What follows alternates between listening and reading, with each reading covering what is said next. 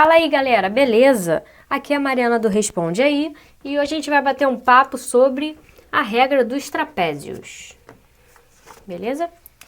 Então vamos lá, digamos que eu queira integrar, beleza? Uma função f de x, aqui eu tenho intervalo de integração entre a e b, beleza? E eu quero integrar essa função. Mas digamos que eu não saiba calcular a integral dessa função, ou porque a expressão é muito complicada, enfim, eu posso ter alguns motivos que eu não saiba calcular a integral dessa expressão, que é calcular a área abaixo do gráfico dessa função. Nesse caso, eu vou poder usar a regra do trapézio. Por quê? Eu vou aproximar essa função f de x por um polinômio, e a gente vai conseguir encontrar a integral dele, que é muito mais fácil de achar. Vai ficar mais claro agora por quê? Regra dos trapézios, eu vou aproximar a função por um trapézio, beleza? Então, eu tenho f de x que eu não sei calcular a integral dele, eu vou aproximar esse f de x por um trapézio, que eu vou saber calcular a área, porque a gente aprendeu lá na escola a calcular a área de um trapézio.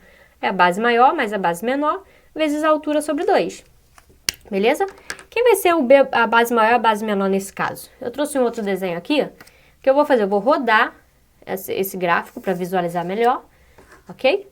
E aqui a gente vai ter, ó, quem vai ser a base maior? A base maior é essa aqui de baixo, que vai ser f de b. Então, eu já trouxe aqui, ó. A base maior vai ser f de b. A base menor, quem vai ser? Vai ser esse aqui de cima, que é f de a. E a altura? A altura vai ser a diferença entre os dois, que é b menos a. Tá aqui. Beleza? Então, a gente já sabe calcular a área desse trapézio, que é muito mais fácil de calcular do que a área abaixo do gráfico da função difícil.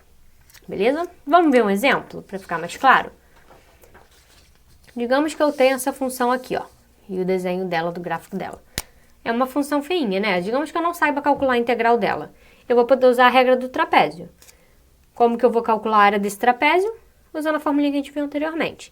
Quem vai ser o f de b, que é a base maior? Vai ser o f de 3, beleza? O f da base menor vai ser f de 1. A altura vai ser a diferença entre os dois, como a gente viu. Substituindo os valores, ok? A gente tem a funçãozinha, a gente jogou, substituiu os valores, a gente consegue calcular a nossa área.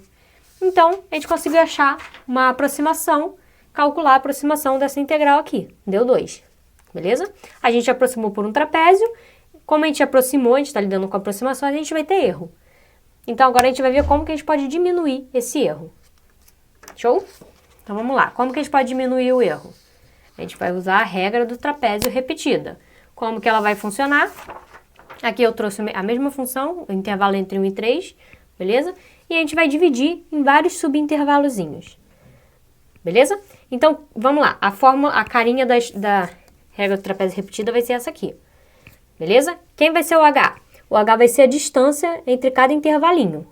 Essa distância aqui vai ser o h, beleza? Então, vão ser distâncias iguais, tá? Se você reparar, os extremos, o f do x0, o x0 é 1 e o xn aqui é 3. O f desses extremos, eles só vai aparecer nesse intervalinho aqui, ó. O 1 ele só vai estar nesse intervalinho. O 3 ele só vai estar nesse intervalinho. Agora o x1, se você olhar para o x1, ele vai estar nesse intervalo e nesse intervalo. Ele vai estar em dois intervalos. Assim como o x2, x3 e todos os outros sem seu extremo. Por isso que tem esse 2 multiplicando aqui. Porque eles vão aparecer duas vezes, menos os extremos. Beleza? Então tá. Vamos lá então calcular a regra do trapézio repetida. A gente vai calcular em cada intervalinho. Calcular a área do trapézio em cada intervalinho. A carinha que a gente tem é essa aqui, beleza? A gente está integrando entre 1 e 3. Aqui eu dividi, eu estou usando 9 pontos e eu vou ter 8 subintervalos, beleza?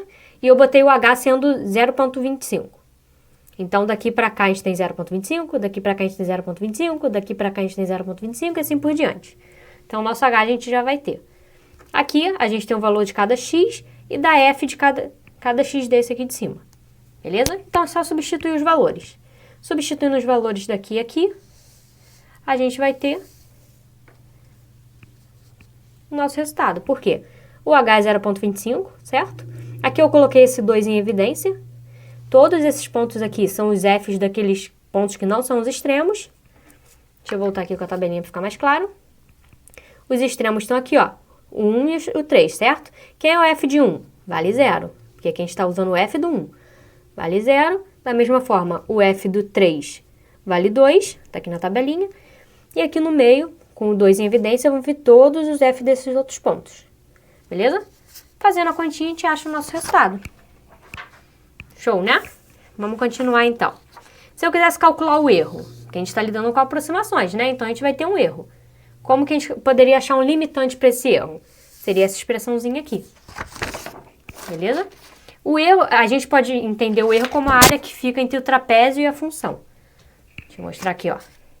É essa área aqui, entre o trapézio e a função. Isso é o erro. Se a gente quisesse calcular o erro, um limitante, a gente usaria essa expressãozinha aqui.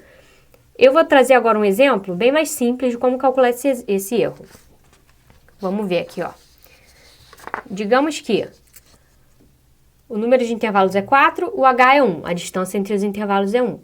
E a gente está querendo integrar essa função aqui, entre 0 e 4. O limite de integração é 0 e 4, beleza? Então, vamos lá, o erro a gente calcula dessa forma aqui.